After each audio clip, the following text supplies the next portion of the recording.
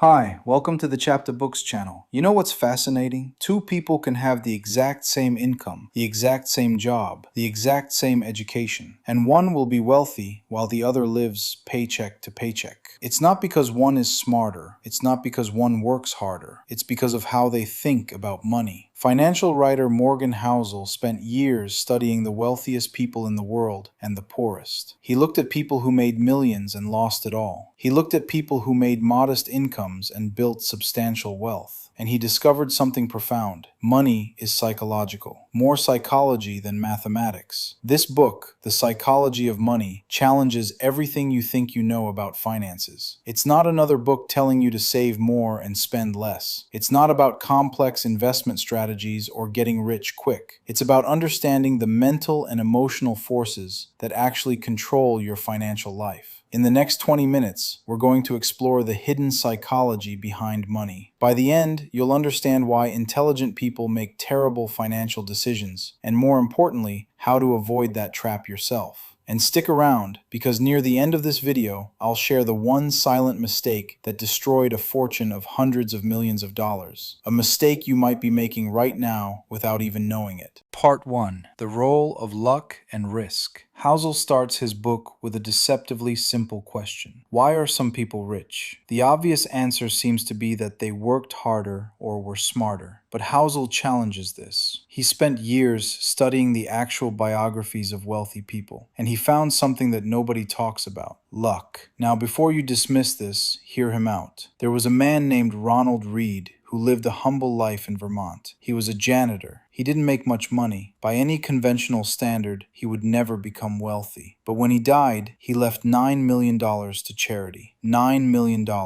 How? He invested quietly over decades, and compounding returns did the work. Then there's Richard Fusconi. He made hundreds of millions of dollars as an investment banker. He lived an extravagant life, yachts, multiple houses, the works. But then the 2008 financial crisis hit, and suddenly he had nothing. He went bankrupt. These two men had opposite outcomes. Ronald Reed died wealthy. Richard Fusconi became bankrupt. Was it because Ronald was smarter or worked harder? No, it was luck. Ronald had the good fortune to live during a period of broad economic growth and invested consistently. Richard had the bad fortune to make his money in a way that exposed him to catastrophic financial risk. Here's Housel's insight. Success in finance is not purely a function of intelligence. It's a combination of intelligence, hard work, and luck. And the problem is that we can't control luck. We can control our effort. We can control our education. But luck is random, which means the smartest thing you can do is not to position yourself for the best outcome. It's to position yourself so that you can survive the worst outcome. This is why many people who make 6- or 7-figure incomes still live paycheck to paycheck. They're optimizing for the best case scenario, not the worst case. They buy things assuming their income will stay the same. They take on debt assuming they won't lose their job. They invest in ways that assume the market will continue going up. But life doesn't work that way. Recessions happen. Jobs are lost. Markets crash. The wealthiest people, Housel found, are the ones who build a margin of safety into their lives. They don't spend every dollar they earn. They don't invest in ways that could wipe them out if things go wrong. They build a financial fortress strong enough to survive bad luck. But surviving bad luck is only half the equation, because there's a mathematical force quietly working in the background that can turn a janitor into a multi-millionaire, and almost nobody has the patience to let it work. Let me show you why. Part 2. The Power of Compounding. Now, if luck explains some differences in wealth, what about the long-term trends? Why do some people genuinely accumulate wealth over decades while others don't? Housel argues that the answer is compounding, and not in the way most people think about it.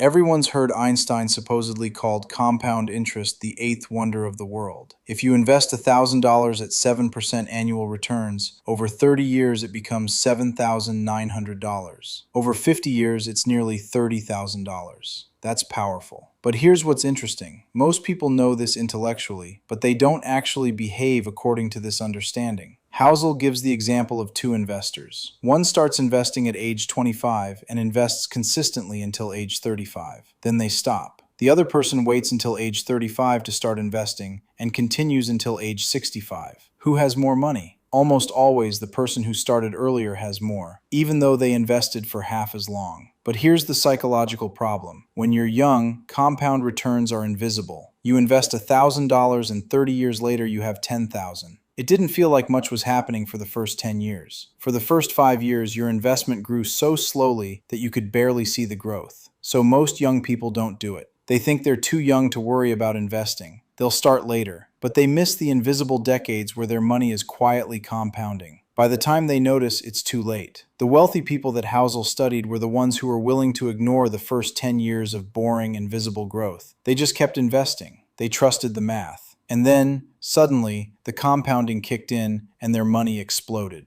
This connects to another psychological insight: urgency. Poor people often make poor financial decisions because they're operating in a state of urgency. They need money today. They need food today. They need rent today. So they can't afford to think about what happens in 30 years. That's not a character flaw. That's just a different level of financial desperation. But wealthier people often have the luxury of time. They can wait. They can let compounding do the work. And this leads to Housel's powerful observation: time is one of the most underrated financial advantages. Now here's where things get counterintuitive, because the skills that make you rich are the exact same skills that can make you lose it all. Sounds contradictory? Watch this. Part 3. Getting rich versus staying rich. Here's a distinction that Housel makes that is genuinely profound. Getting rich and staying rich are two completely different things. They require different personalities, different strategies, and different mindsets. Getting rich often requires taking risks. It requires aggressive ambition. It requires believing in yourself even when others doubt you. Entrepreneurs often get rich this way. They take enormous risks on ideas that might not work out. Most of them fail, but the ones that succeed can make extraordinary amounts of money. But staying rich is the opposite. Staying rich requires paranoia. It requires defensiveness. It requires not taking unnecessary risks. It requires a margin of safety. If you're already wealthy, you don't need to take risks to get more. The goal shifts from growth to preservation. The problem is that many people who get rich using one set of behaviors try to stay rich using the same behaviors. A man becomes rich as a real estate developer. He's aggressive. He leverages everything. He takes calculated risks. That works for getting rich. But then he tries to stay rich using the same strategy. He continues to leverage everything. He continues to take aggressive risks. And when a recession hits, he loses everything. Housel's classic example is the difference between a rapper and a bond manager. A young rapper might blow up. They take risks. They're different. They stand out. That's how they get rich. But a bond manager who manages retirement funds doesn't need to be different. They need to be boring. They need to minimize risk. That's how they keep people rich. There's also a psychological element here about identity. When someone gets rich, they often identify with the behaviors that made them rich. If they were aggressive risk takers, they see themselves as aggressive risk takers. But if you're already wealthy, being an aggressive risk taker can destroy your wealth. Yet people continue to do it because it's tied to their identity. This is why so many lottery winners lose their money. They suddenly have money, but they don't have the mindset of someone who knows how to keep it. They spend it like they made it, which was quickly and without effort. Or they make risky investments because they lack the humility that usually comes from earning wealth over time. Part 4. Knowing when you have enough. Remember at the beginning of this video, I promised to show you the silent mistake that destroyed a fortune of hundreds of millions of dollars. This is it, and it's probably not what you expect. One of my favorite sections of Housel's book is about this concept he calls enough. He argues that one of the primary causes of financial ruin is not knowing when you have enough money. He illustrates this with the story of a person named Ron Baker. Ron built a successful business. He was wealthy. But he wasn't satisfied with being wealthy. He wanted to be richer. So he made increasingly risky bets. One deal went wrong and he lost everything. Everything. His family was devastated. Housel asks the question, what if Ron Baker had simply stopped at some point and said, I have enough? What if he'd acknowledged that he had more money than he could spend, that his family was provided for, that his children could go to college? What if he decided that having enough was enough? Most people spend their entire lives in a state of financial anxiety. Even wealthy people, even billionaires sometimes have this problem. They're always thinking about what they don't have, not what they do have. They're always climbing higher, chasing more, proving something. And in that process, they often destroy what they already have. The psychology of this is interesting. Housel connects it to something called hedonic adaptation. This is the idea that humans quickly return to a baseline level of happiness no matter what happens to them. You win the lottery, and after a few months, you're back to your baseline level of happiness. You lose a significant amount of money, and after a few months, you're back to your baseline. This means that making more money, beyond a certain point, doesn't actually make you happier. But we don't believe this. We think if we just had a little bit more, we'd be satisfied. We think if we could reach that next income goal, we'd be content. But the research shows this isn't true. The satisfaction is temporary. So the people who are happiest and most financially secure aren't necessarily the ones who make the most money. They're the ones who decide what enough looks like for them and then stop. They know the dollar amount that would make them comfortable. They know the dollar amount that would ensure their family is secure. And once they reach it, they stop chasing. Part 5. The Power of Narrative. Here's something that surprised me when I read Housel's book. He argues that the stories we tell ourselves about money are just as important, if not more important, than the actual numbers. He gives the example of a man named Bill. Bill invested in the stock market for 40 years. He watched his investments go through bull markets and bear markets. He watched his net worth double and half multiple times. But because of the stories he told himself, he was able to stay calm. He believed in the long-term trend. He believed that compound growth works. And so when the market crashed, he didn't panic and sell. He held on.